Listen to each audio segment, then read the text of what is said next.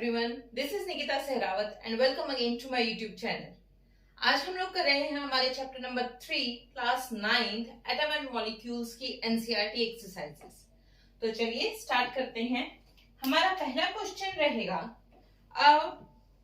0.24 gram sample of compound of oxygen and boron was found by analysis to contain 0.096 gram of boron and 0.144 gram of oxygen.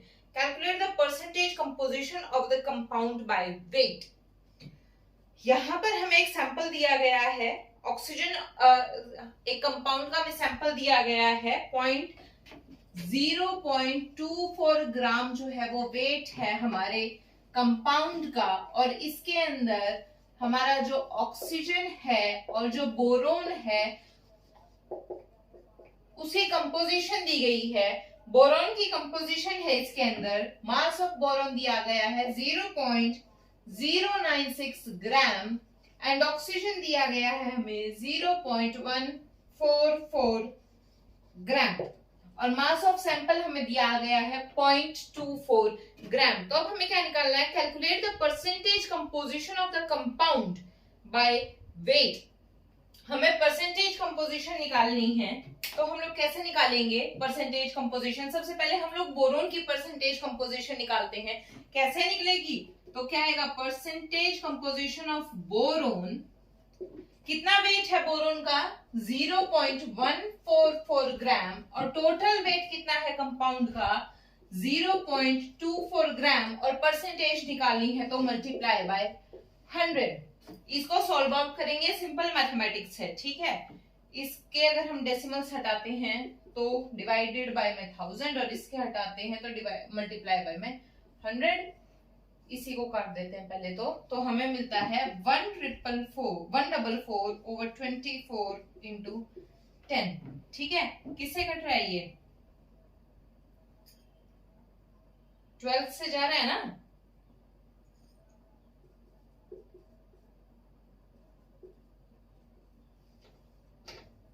Twelve टूजा and 12 ट्वेल्जा, और ये आ गया 6, तो 10 into 6 60, तो 60% हमारा आ गया है। तो यहां से 60% हमारे पास आ गया परसेंटेज ऑफ बोरोन। और इसी तरीके से हम लोग ऑक्सीजन का निकालेंगे, परसेंटेज ऑफ ऑक्सीजन। ऑक्सीजन हमें कितना दिया गया है? 0.096 डिवाइडेड बाय में टोटल 0.24, ठीक है। इसी तरीके से मल्टीप्लाई करके हम लोग इसका निकालेंगे। जब ये 60 आए तो वो ऑटोमेटिकली कितना आएगा? 40 ही आएगा। इसको सॉल्व आउट कर लेंगे तो ओके।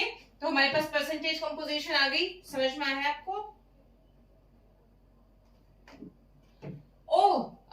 सॉरी मैंने यहाँ पर गलत कर दिया। 0.096 जो है वो हमारा बोरोन का है, मैंने इंटरचेंज कर दिया, सॉरी। और ये हमारा ऑक्सीजन था, तो जो 60% आई है ये हमारी परसेंटेज ऑक्सीजन की आई है, ठीक है। ये हमारा ऑक्सीजन का था, मैंने नाम इंटरचेंज कर दिए गलती से। ऑक्सीजन की जगह पे बोरोन, बोरोन की जगह ऑक्सीजन कर दिया। क्लियर आउट कि हमें कंपाउंड का मास दिया गया है और जो एलिमेंट्स हैं अलग अलग उनका जो हमारी पार्ट्स हैं उनका दिया गया है, और हमें परसेंटेज कंपोजिशन निकालनी थी, ठीक है। समझ में आया? नेक्स्ट क्वेश्चन है, when 3 gram of carbon is burnt with 8 gram of oxygen। Carbon है हमारी 3 ग्राम और ऑक्सीजन है हमारी 8 ग्राम, ठीक है। इस बार सही लिखा है ना? 11 gram of carbon dioxide is produced. Carbon dioxide हमें जो मिलती है वो मिलती है 11 ग्राम। जब 3 ग्राम कार्बन और 8 ग्राम ऑफ ऑक्सीजन को मिलाते हैं तो हमें 11 ग्राम ऑफ कार्बन डाइऑक्साइड मिलती है। हमें पता है ना, कार्बन प्लस ऑक्सीजन ही तो हमें कार्बन डाइऑक्साइड देता है। What mass of carbon dioxide will be formed when 3 gram of carbon is burnt in 50 gram of oxygen? जब 3 ग्राम ऑफ ऑक्सीजन को हम कार्बन को हम 50 ग्राम ऑफ ऑक्सीजन में जब हम बर्न करेंगे तो हमें कितनी कार्बन डाइऑक्साइड मिलेगी, ये हमें बताना है। जब हमने 3 ग्राम कार्बन को लिया और 8 ग्राम हमने ऑक्सीजन मिलाया तो हमें 11 ग्राम कार्बन डाइऑक्साइड मिली है, ठीक है। अब इसने बोला कि कार्बन तो हमारी 3 ग्राम ही रहेगी, लेकिन ऑक्सीजन को अगर हम 50 ग्राम कर देते हैं तो हमें कार्बन डाइऑक्साइड कितनी मिलेगी? कार्बन डाइऑक्साइड फिर से हमें 11 ग्राम ही मिलेगी। क्यों मिलेगी 11 ग्राम? क्योंकि जो कंपोजिशन रहेगी कार्बन की और ऑक्सीजन की कार्बन डाइऑक्साइड को बनाने में वो सेम ही रहेगी, वो इसी रेशो में रहेगी 3:8 की रेशो में। ठीक है, जब 3 ग्राम of oxygen 3 gram of carbon and 8 gram of oxygen मिलेंगे तभी हमें कार्बन डाइऑक्साइड मिलेगी। तो रेशो यही होनी चाहिए। यहाँ पर आपको इसको कितना ही भी बढ़ा लो, अगर रेशो 3:8 ही रहेगी तो ही हमें कार्बन डाइऑक्साइड मिलेगी। तो जब हमारी कार्बन 3 ग्राम ही है तो हमारी ऑक्सीजन भी सिर्फ 8 ग्राम ही यूज होगी और कार्बन डाइऑक्साइड भी हमें 11 ग्राम ही मिलेगी। ठीक है, और जो बाकी की जो बचेगी हमारी, जितनी भी ऑक्सीजन बचेगी 40, ठीक है, वो किसके अंदर यूज होगी? जो हमारी जितनी भी ऑक्सीजन बचेगी 42 ग्राम ऑक्सीजन बचेगी ना, 8 ग्राम यूज हुए बाद में, ये हमारी अनरिएक्टिव रहेगी। ठीक है, और कौन सा लो, which law of chemical combination will govern your answer? कौन सा लॉ इस केमिकल कॉम्बिनेशन को गवर्न करेगा, कौन सा इसको जो है वो प्रूव करेगा? वो करेगा लॉ ऑफ कांस्टेंट प्रोपोर्शंस। ठीक है, कि कांस्टेंट प्रोपोर्शन के अंदर ही जब हम इसको ऐड करेंगे तो ही हमें कार्बन डाइऑक्साइड मिलेगी। ठीक है, ये हमने पढ़ा था ना कि एक स्पेसिफिक रेशो होती है किसी भी चीज को बनाने की, है ना, तो वही चीज है यहाँ पर। कांस्टेंट प्रोपोर्शंस का लॉ लगेगा और सिर्फ 3 ग्राम कार्बन डाइऑक्साइड के साथ 8 ग्राम ऑक्सीजन ही यूज होगी। उसके बाद नेक्स्ट क्वेश्चन है हमारा, what are the polyatomic ions? Polyatomic ion कौन से होते हैं? पॉलीएटॉमिक आयन जो है वो एटम का एक ग्रुप है जो कि एक चार्ज कैरी कर रहा है। ठीक है, चाहे वो चार्ज पॉजिटिव हो चाहे वो चार्ज नेगेटिव हो। तो polyatomic ion is group of atom carrying charge. ठीक है, एग्जांपल हम लोग ले लेते हैं इसका, NH4 पॉजिटिव, CO2 नेगेटिव, ठीक है, HCl पॉजिटिव, कोई भी हम लोग इसका ले सकते हैं। ठीक है, कार्बोनेट आयन ले लेते हैं, CO3O2 नेगेटिव। ठीक है, उसके बाद फोर्थ क्वेश्चन है, right the chemical formula of the following. हमें इनके केमिकल फॉर्मूलाज लिखने हैं। चलो देखते हैं। पहला है magnesium chloride, magnesium chloride. Second है calcium oxide, calcium oxide. Third है कॉपर नाइट्रेट, कॉपर नाइट्रेट का क्या आ जाएगा? NO3। और कॉपर का कितना चार्ज होता है? 2 होता है ना। उसके बाद है एल्यूमिनियम क्लोराइड, AlCl3।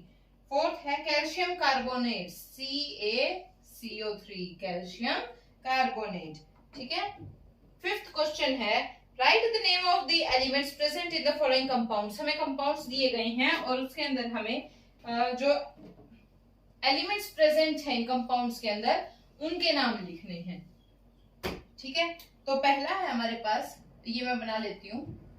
क्विकलाइन का फॉर्मूला क्या होता है? क्या होता है क्विकलाइन का फॉर्मूला? CaO। तो इसके अंदर कौन से एलिमेंट्स प्रेजेंट है? Calcium and oxygen. ठीक है, सेकंड है हाइड्रोजन ब्रोमाइड, फॉर्मूला क्या है? HBr। तो कौन से प्रेजेंट है? Hydrogen and bromide. थर्ड है बेकिंग पाउडर, NaHCO3। ठीक है, तो कौन से प्रेजेंट है? Sodium, hydrogen and carbon and oxygen. ठीक है, सारे के सारे है ना। उसके बाद है पोटेशियम सल्फेट, K2SO4। कौन से प्रेजेंट है? Potassium, sulphur, oxygen. ठीक है, बहुत इजी से क्वेश्चंस हैं, कोई इनके अंदर वो हार्ड एंड फास्ट रूल ऐसी कोई चीज नहीं। आपको सिर्फ और सिर्फ फॉर्मूले याद होने चाहिए। फॉर्मूलों से आप लोग आइडिया लगा सकते हैं कि कौन से एलिमेंट्स प्रेजेंट हैं। जैसे कि क्विकलाइन था, क्विकलाइन किसको बोलते हैं? क्विकलाइन का फॉर्मूला क्या आता है? CaO, है ना। तो इसके अंदर तो इसके अंदर कौन से हैं? Ca किसका फॉर्मूला है? कैल्शियम का। और O किसका है? ऑक्सीजन का है। ऐसे ही हाइड्रोजन ब्रोमाइड जो था HBr, उसके अंदर हाइड्रोजन और ब्रोमाइड प्रेजेंट था। आपको सिर्फ और सिर्फ केमिकल फॉर्मूलाज याद होने चाहिए। सिक्स्थ है calculate the molar mass of the following substances. Molar mass निकालना है हमें, सब्सटेंस दिए गए हैं। आप लोगों को मोलर मास निकालना आता है ना, चैप्टर में जो एटम एंड मॉलिक्यूल्स का चैप्टर है हमने उसके अंदर किया था। पहला है हमारा इथाइन दिया गया है, हमें इसका मोलर मास निकालना है। ठीक है, मोलर मास हम लोग कैसे निकालते हैं? कार्बन का एटॉमिक मास कितना है 12।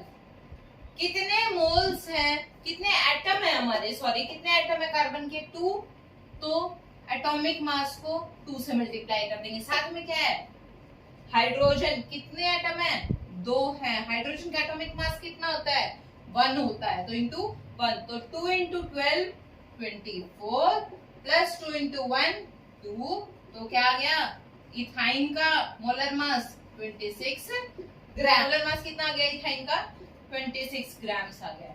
ठीक है, समझ में आया कैसे निकालना है। कोई भी अगर हमें कंपाउंड दिया गया है तो उसका एटॉमिक मास जितना है इनटू में वो कितने एटम है, ठीक है, और जितने भी अब सारे आपस में एड अप हो जाएंगे।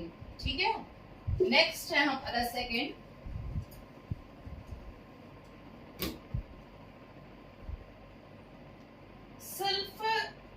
Sulphur molecule S8। तो सल्फर का एटॉमिक मास कितना होता है 32। कितना होता है सल्फर का एटॉमिक मास 32, और एटम्स कितने हैं 8 हैं, तो 8 से मल्टीप्लाई कर दो क्या आएगा 256 ग्राम। 8 इंटू 32 256 ग्राम्स। ठीक है, थर्ड है हमारा फॉस्फोरस मॉलिक्यूल। फॉस्फोरस मॉलिक्यूल, और यहाँ पर हमें एटॉमिक मास दिया गया है फॉस्फोरस का जो कि कितना है 31, तो इसका मोलर मास कितना हो जाएगा, इसका जब हमें निकालना है तो 31, तो इसका एटॉमिक मास, और एटम्स कितने हैं 4, तो कर दो मल्टीप्लाई 124 ग्राम्स। नेक्स्ट है हमारे पास हाइड्रोक्लोरिक एसिड HCl। ठीक है, कितने एटम्स हैं दोनों के, एक एक है। हाइड्रोजन का एटॉमिक मास 1 इंटू एटम कितना है 1, प्लस क्लोरीन का एटॉमिक मास 35.5 होता है, और एटम कितना है एक है, कर दो add 1 into 1 1 plus 35.5 into 1 35.5, add करेंगे क्या आ जाएगा 36.5 ग्राम्स हाइड्रोक्लोरिक का। ठीक है, HCl का। फोर्थ है, नेक्स्ट है हमारे पास nitric acid HNO3। Nitric acid ही है ना। ऑक्सीजन, हाइड्रोजन का कितना होता है 1, कितने एटम है 1 है, मल्टीप्लाई कर दो। नाइट्रोजन का कितना होता है एटॉमिक मास 14 ग्राम्स होता है। ऑक्सीजन का कितना होता है 16 ग्राम्स होता है, लेकिन एटम कितने हैं 3, तो 3 से कर दो मल्टीप्लाई 1 इंटू 1 1 प्लस 14 प्लस 16 3 48, कर दो ऐड सारों को, कितना आएगा 63 ग्राम्स। ठीक है, क्लियर। आपको आया समझ में कि हमें मोलर मास निकालने के लिए दिया गया, तो वो कैसे निकालना है, जितने भी हमारे एटम्स हैं उनको देखेंगे कितने हैं, उनका एटॉमिक मास कितना है, और उनको मल्टीप्लाई करेंगे जितने के वो एटम हैं उनके साथ में।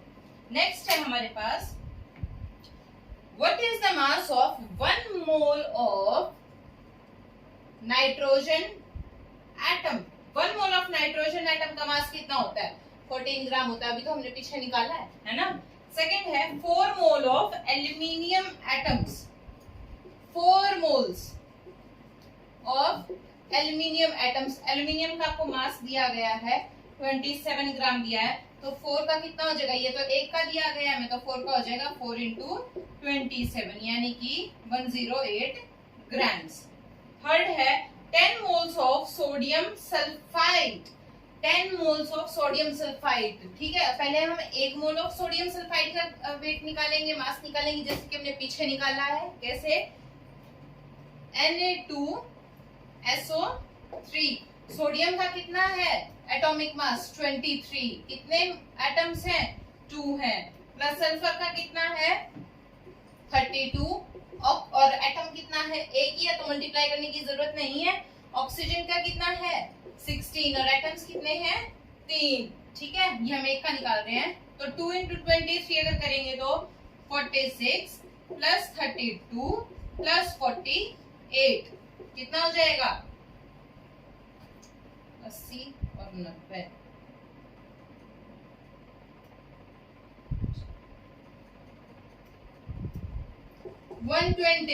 ग्राम। तो 1 मोल का कितना हो गया 126। हमें निकालना कितने का है 10 मोल्स का निकालना है, तो 10 कर देंगे 10 इंटू 126 यानी कि 1260 ग्राम्स। ठीक है, जो हमें निकालना है।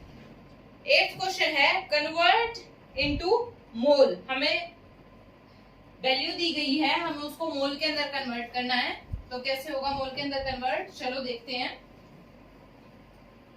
पहला दिया गया है 12 ग्राम ऑफ ऑक्सीजन गैस, ठीक है, 12 ग्राम ऑफ ऑक्सीजन गैस, हमें इसको कन्वर्ट करना है मोल के अंदर। ठीक है, हमें पता है ऑक्सीजन कितनी होती है, ऑक्सीजन गैस यानी कि O2। ऑक्सीजन का कितना होता है एटॉमिक मास, ये, तो O2 का कितना हो जाएगा 32 ग्राम्स। ठीक है, तो यानी कि 32 grams of oxygen is equals to 1 mole. Okay, 32 gram of oxygen gas is equals to 1 mole. अब हमें निकालना कितने का है, 12 ग्राम का निकालना है। 12 ग्राम ऑफ ऑक्सीजन यानी कि कितना हो जाएगा 1/32 इंटू 12, काट दो, किससे जाएगा 2 से जाएगा ना, 1 6, और ये जाएगा 6 पे, तो 6/16, फिर से काट देते हैं 3 और 8, तो 3/8। इसको अगर अब आगे करते हैं हम लोग तो 0.30, 3 जा 24, फिर बचा 6, फिर 7 जा 56, फिर बचा 0.375 ग्राम्स। सॉरी ग्राम्स नहीं, हमें मोल में कन्वर्ट करना है ना, तो मोल। ठीक है, क्लियर, समझ में आया कि कैसे हुआ हमारा। इसने बोला है कि आपने इसको मोल में कन्वर्ट करना है, कि इसको 12 ग्राम ऑफ ऑक्सीजन गैस को आपको मोल में कन्वर्ट करना है। अब हमें पता है कि 1 मोल जो है वो कितने का बनेगा, 32 ग्राम ऑफ ऑक्सीजन का बनेगा। क्यों, क्योंकि सिंगल जो होता है हमारा O, ऑक्सीजन का सिंगल एक एटम के साथ में तो वो एग्जिस्ट करता ही नहीं है, O2 में एग्जिस्ट करती है ऑक्सीजन हमेशा, तो उसका एटॉमिक मास कितना होगा 32 ग्राम्स होगा। 32 ग्राम ऑफ ऑक्सीजन का 1 मोल बनेगा, है ना। तो इसने बोला है कि 12 ग्राम का निकालो, ये सिंपल मैथमेटिक्स है। जब 32 ग्राम का 1 मोल है तो 12 ग्राम का कितना बनेगा, ये 32 डिवाइड में चला जाएगा तो 1 ग्राम का आ जाएगा, और 12 का निकालना है तो 12 मल्टीप्लाई में चला जाएगा। फिर आपको सिंपल मैथमेटिक्स है ये, और आंसर आ जाएगा 0.375 मोल। ठीक है, समझ में आया। नेक्स्ट है हमारे पास 12 ग्राम ऑफ वाटर,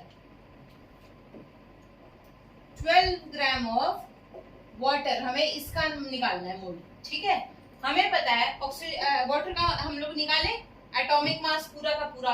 हाइड्रोजन का कितना होता है एटॉमिक मास 1, एटम कितने हैं 2, ऑक्सीजन का कितना होता है 16, तो कितना आ गया वाटर का मोलर मास 2 into 1 2 प्लस 16 कितना हो गया 18 ग्राम।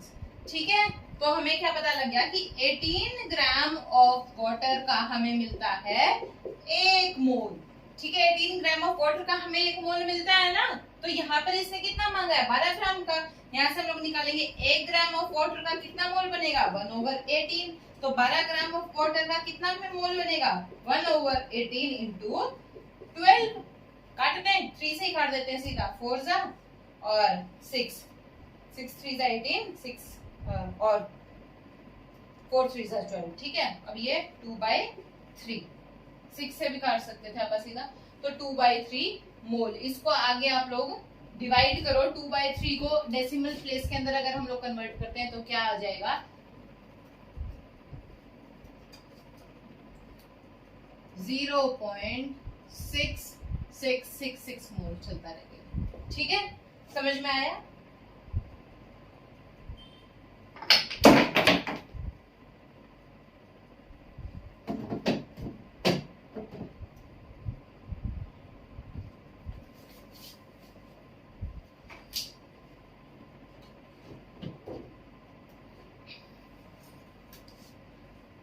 उसके बाद में थर्ड कौन सा है हमारा 22 gram of carbon dioxide, 22 gram of CO2।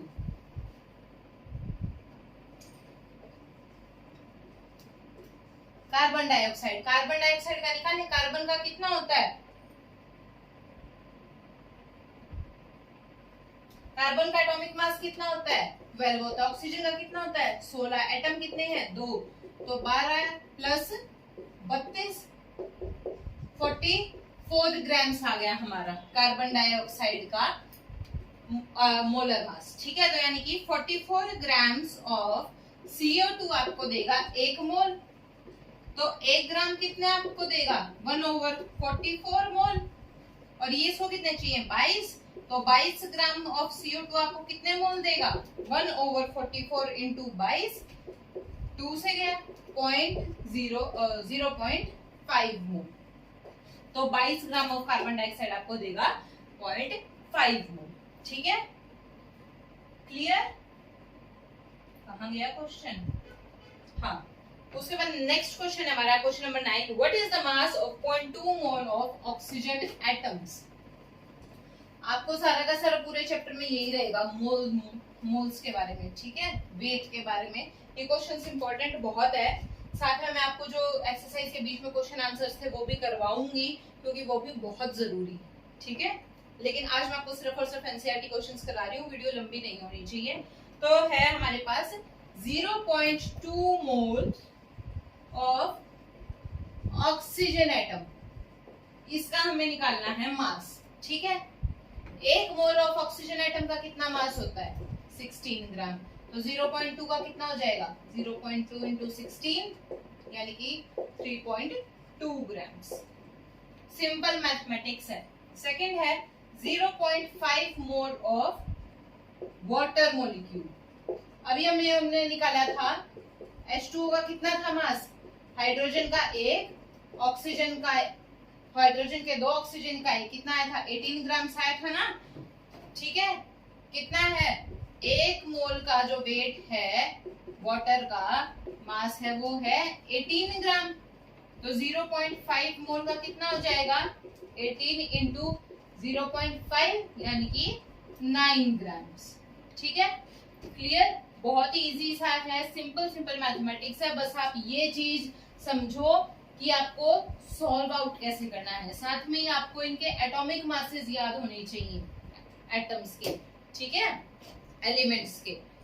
10th question है हमारा, calculate the number of molecules of sulphur present in 16 gram of solid sulphur. ठीक है, हमें सल्फर के एटम नंबर ऑफ मॉलिक्यूल्स निकालने हैं जो कि प्रेजेंट होंगे 16 ग्राम ऑफ सॉलिड सल्फर के अंदर। ठीक है, तो 1 gram of solid sulphur, 1 gram of solid sulphur का वेट कितना होगा? सल्फर का कितना होता है वेट? सल्फर का वेट होता है 32 ग्राम। एटम्स कितने हैं 8, तो कितना हो जाएगा 256 ग्राम। 1 मोल जो होगा सॉलिड सल्फर का उसका वेट होगा 256 ग्राम।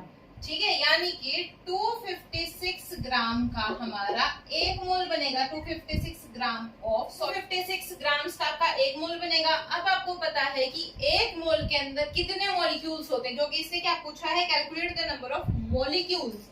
ठीक है, इस नंबर ऑफ मॉलिक्यूल्स पूछे हैं तो कितने मॉलिक्यूल्स होंगे 1 मोल ऑफ सल्फर के अंदर, या फिर 256 ग्राम ऑफ सॉलिड सल्फर के अंदर कितने मॉलिक्यूल्स होंगे।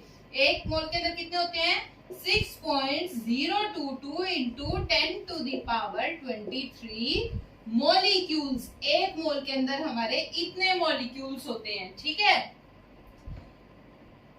1 मोल के अंदर हमारे इतने मॉलिक्यूल्स होते हैं, लेकिन इससे क्या पूछा है कि 16 ग्राम ऑफ सॉलिड सल्फर के अंदर कितने मॉलिक्यूल्स होंगे। तो ये तो 256 ग्राम के अंदर है, तो 1 ग्राम के अंदर कितने हो जाएंगे 6.022 into 10 to the power 23 divided by में 256, और साथ में ही 16 ग्राम के अंदर कितने हो जाएंगे, इसको 16 से मल्टीप्लाई कर देंगे इंटू 23 डिवाइडेड बाय में 256 इंटू में 16। सिंपल मैथ्स है, 16 का स्क्वायर ही होता है क्या?